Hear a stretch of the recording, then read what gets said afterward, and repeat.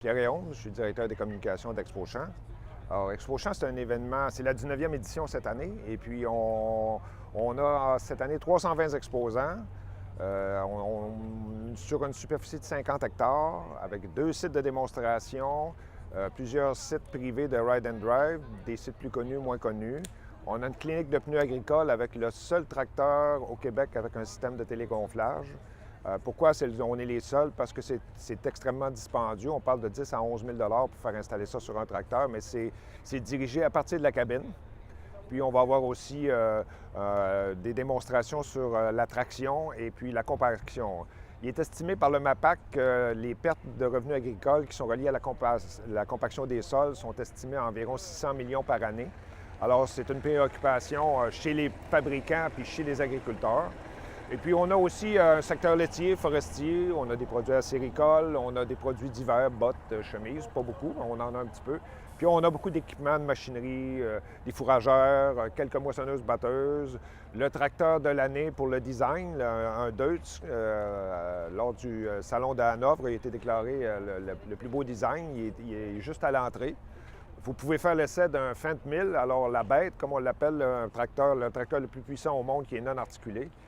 Vous avez aussi la possibilité chez Kubota d'essayer de la plus petite machinerie. On vous propose 7 stations. Vous pouvez vous amuser avec des mini-pelles, des mini-chargeurs, des mini-tracteurs. C'est bien, bien le fun. Puis on a Yamaha, si vous êtes un amateur de 4 roues, où vous pouvez vous faire un circuit puis essayer peut-être la machine que vous aimeriez utiliser, soit pour le plaisir à la ferme ou soit pour l'érablière, les travaux en forêt ou pour compenser pour quand vous n'avez pas besoin d'un gros équipement. Ici, moi, je dis toujours aux gens, si ils déplacent autant de machinerie sur le site, c'est parce qu'ils en vendent. C'est une occasion unique parce que c'est comme si on avait un gigantesque centre d'achat extérieur, dans le fond, où on vous permet de, quand vous êtes agriculteur, agricultrice, d'avoir accès à l'information, rencontrer un expert. Puis dans certains cas, pas tous, il faut le dire, là, mais dans plusieurs cas, vous pouvez aussi faire l'essai de la machine. En fait, les gens ici, ils font un premier contact souvent où ils finissent un deal qu'il y avait, là, je m'excuse de l'anglicisme, puis ils vont après ça le poursuivre ou le terminer ici. Il y a beaucoup de contrats qui se donnent au Salon de l'agriculture l'hiver, puis il y en a beaucoup qui se donnent ici aussi. Il y a des firmes d'ingénierie qui sont présentes, des ingénieurs conseils.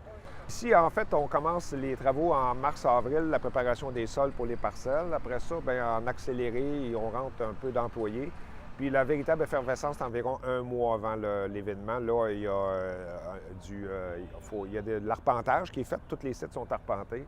Après ça, il y a la préparation, faucher, les préparer. Puis à partir du mardi, mercredi, la semaine précédente, bien, là, on commence à rentrer les équipements, la machinerie, parce que les gens, il faut qu'ils transportent beaucoup de choses aussi.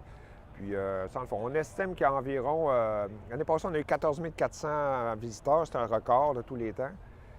Puis on estime que sur le site, en même temps, ils ont entre 1000 et 1500 exposants. Donc, on parle d'une circulation des fois de 5 à 6 000 personnes sur le site. N'oublie pas que le Salon de l'agriculture, c'est une fondation surtout. Fait que tous les profits sont versés pour... C'est un organisme sans but lucratif. Tous les profits sont versés à la fondation qui les distribue soit en bourse à des étudiants du secondaire, collégial, universitaire, ou soit à des colloques, des symposiums, puis appuyer la recherche qui peut se faire en agriculture. Puis on est aussi partenaire de l'Université Laval pour le projet de formation en agriculture, là, la plateforme de formation en agriculture. Fait que c'est notre contribution au monde agricole, en plus d'être une fenêtre sur un très beau secteur où la haute technologie est omniprésente.